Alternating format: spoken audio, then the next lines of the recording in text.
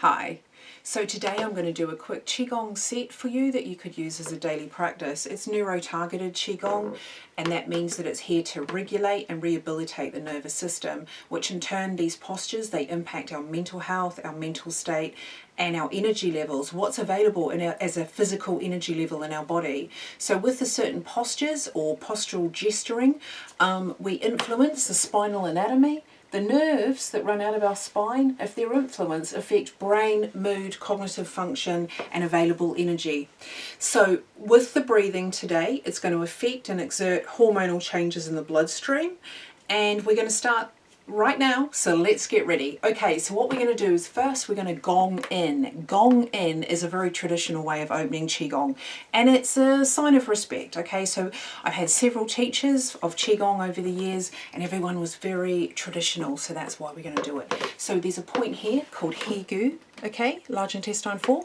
So if you could be mindful of that, we put it on the side just naturally. Hang your arms down on the side, roll back onto your little fingers, I should say, hand on hand with thumbs touching in front of the dantian, which is an energy center just below your umbilicus. Okay, and then with your left arm, because we're not in a mirror reflection in the video, left arm, put your left arm in front with a very loose fist. Don't hyperextend your arm. Cuddle it with your right hand, bring it towards your chest, push down, step back, and we take a little bow and gratitude for the teachings. Okay, so now we're going to start. The first most important part of Qigong, in my humble opinion, is the Wuji posture. Now, the Wuji posture is a very famous posture in martial arts and Qigong systems. And what we do is we stand with our feet waist apart. So that means the medial aspect of your foot is in alignment with your hips. Okay, so yeah, hips apart, sorry, not waist apart.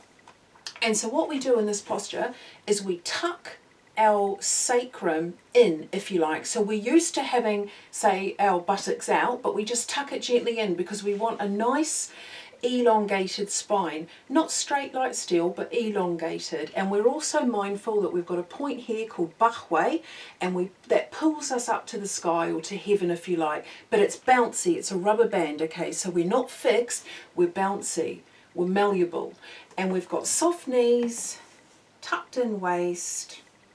We look without looking. So we soften our gaze on the world. We put the tongue to the roof of the mouth.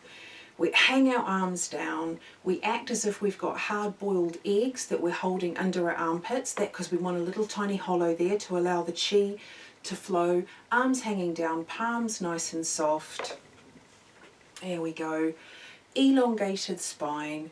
And we just bring our knees gently together and gently apart, and our elbows together, elbows apart, and our shoulders together and shoulders apart.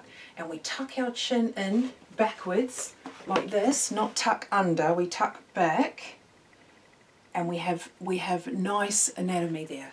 Okay, so we do that. It's a lot to take in, but if you can throughout the practice, where appropriate, breathe through your nose if you can. Always have your tongue to the roof of the mouth, and in this position to open, we clench our pelvic floor and lift it up, and clench our buttock muscles, and then relax. Okay, and that's to connect the microcosmic orbit, okay, which is two major channels, the Ren Mai and the Du Mai, that flow around the body. Okay, all right, so we're ready to start.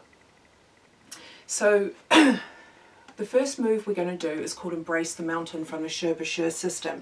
Now this move is very good at adding vitality to the body. So it's for increasing oxygen supply in the body. So let's do it.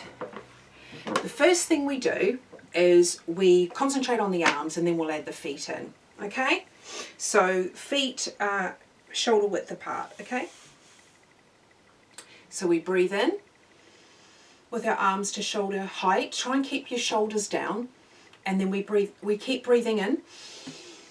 So we go nice and wide. So nice expansive body posture. Okay, really helps drive testosterone up in the body for confidence, mental health state and energy, and it drives cortisol down. Okay, so we do that again. And then we come out Inhale. Exhale down. Sorry. Inhale.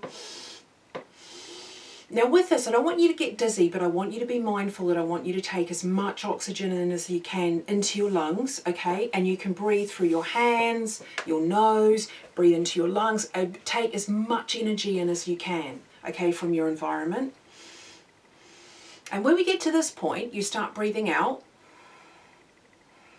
The key to this move, though, is that I want you to save some of the energy that you've inhaled in this move. Save some of it and pack it into the dantian, the physical storage place on your body just below your umbilicus. So if you manage to inhale a cup, then let out so that you don't get dizzy. The gas exchange, that perfect balance for you, let out, but say only let out 2/3 of the cup or 3/4 of the cup. Save some of that energy for yourself and store it. So it's called packing Qi. This is how we pack Qi in the dantian and in Qigong to get resilience, mental resilience, physical, emotional resilience. We pack Qi from our environment. Okay, now the bit that I need to add in now is, so you know that you're packing Qi, is that the foot movement is you've got 2 acupuncture point, well, you've got an acupuncture point that's bilateral on your feet, okay? It's in the belly of the front of your foot called Yong Chuan, kidney 1. Now when you breathe in, you lean forward. Okay, because you want to engage that kidney 1 point. Now the best way to get the most out of this is to do kidney 1, okay? So you really need to lean forward. When you inhale, lean forward because you're activating the kidney 1 acupuncture point. And then when you exhale to pack the Qi, have evenly weighted feet, okay? So this is what it's like side on.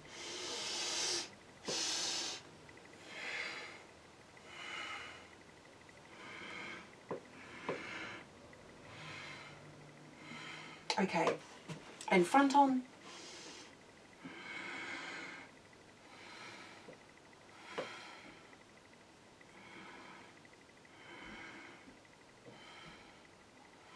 Pack that Qi. Okay, so the recommended really for doing that would be like do it for 5 minutes minimum. But obviously if you feel dizzy, be careful about the gas exchange that you're doing.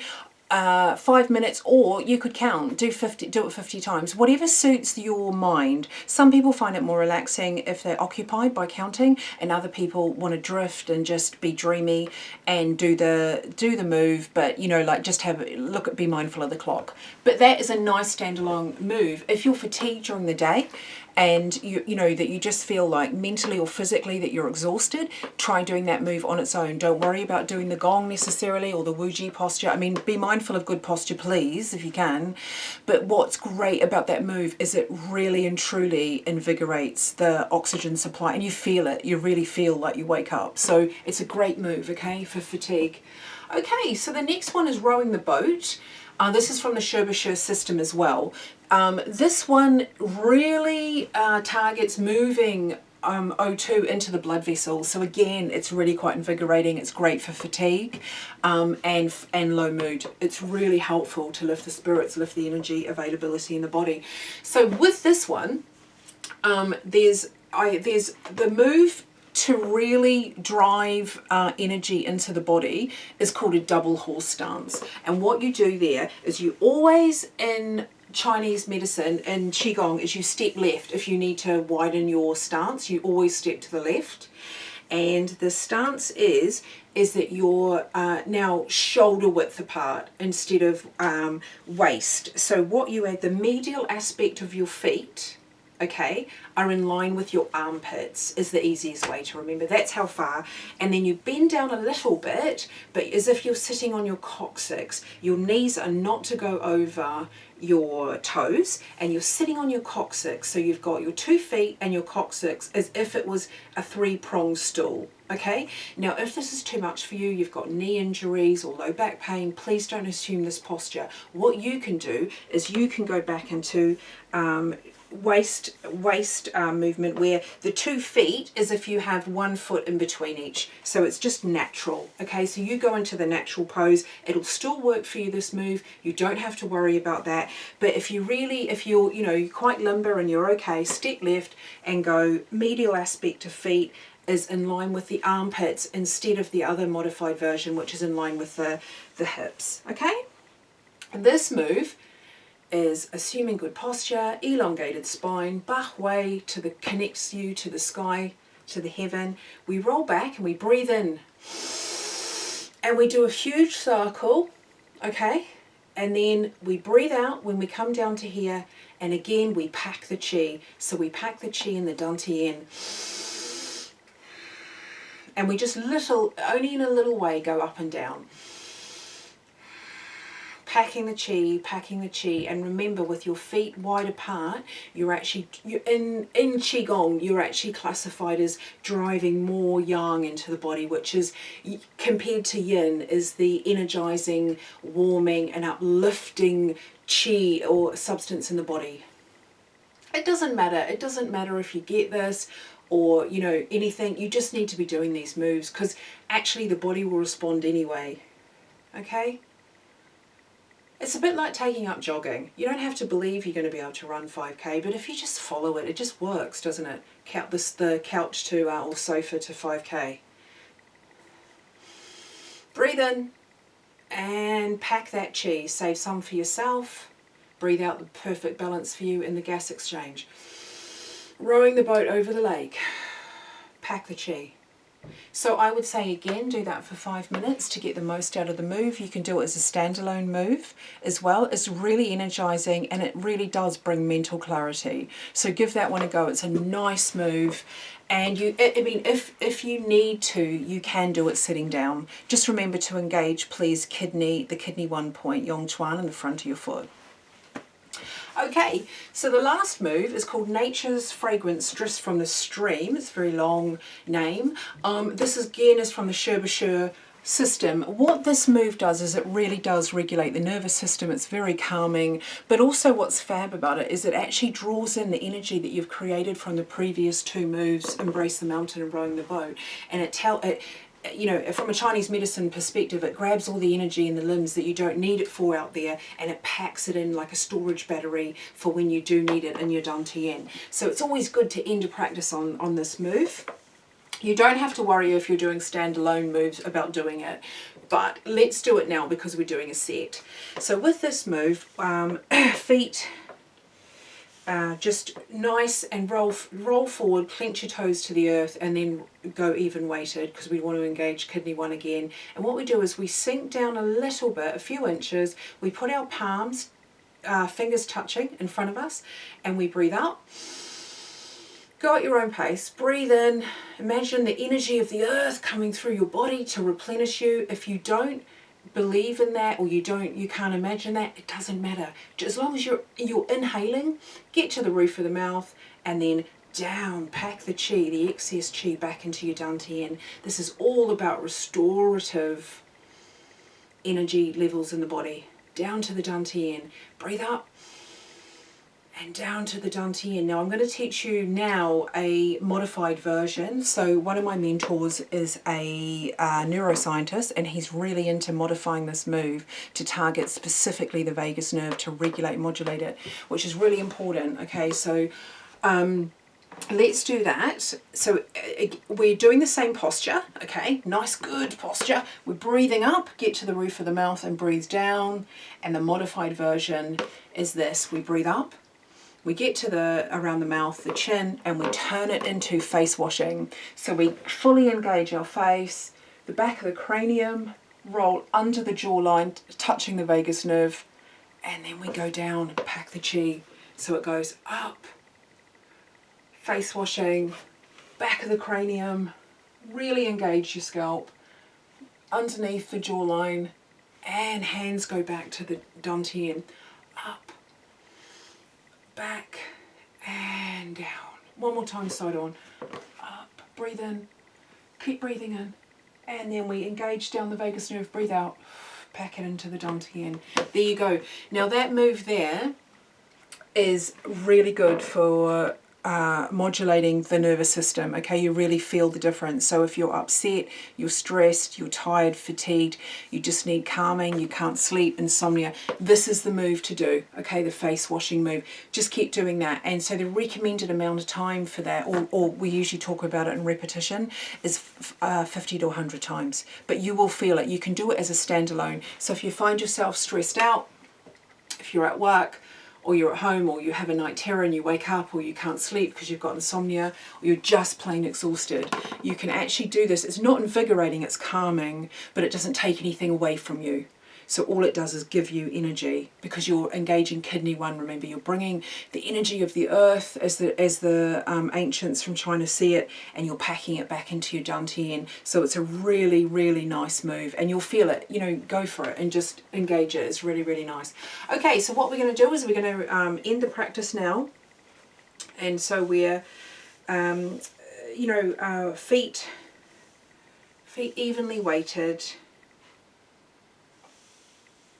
and their hip distance apart, and we nice comfortable rubber band throughout the spine, Bahway to the heavens, nice comfortable knees, buoyant knees, waist tucked in, sacrum tucked in ever so slightly to have an elongated spine. That's it. Our tongue still at the roof of the mouth throughout the whole practice. Look without looking.